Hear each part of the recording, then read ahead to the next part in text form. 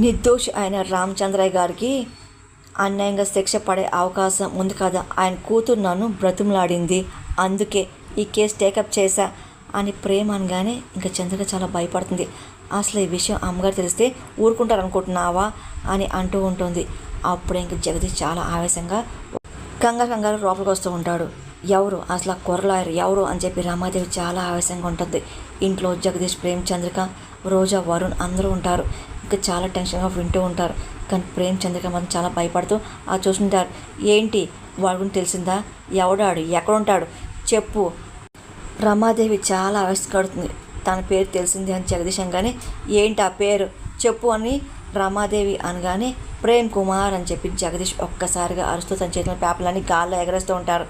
ఇంకా ప్రేమ్ చాలా షాక్ అవుతుంటాడు, భయపడుతుంటాడు. అలాగే వాళ్ళ అమ్మకి ఇచ్చిన మాట గుర్తెచ్చుకుంటూ ఉంటాడు. ఇంకా లాయర్ వృత్తిని ఎప్పుడు చేపట్టనని చెప్పేసి రమాదేవికి మాట్లాడడం ప్రేమ్ గుర్తెచ్చుకుంటాడు. ఇంకా టెన్షన్ పడుతుంది, అలా చూస్తుంటాడు. ఇంకా రమాదేవి ఇంకా చాలా ఆవేశపడుతుంటుంది. ఇంకా చాలా పాపం జగదీష్ చూస్తుంటుంది.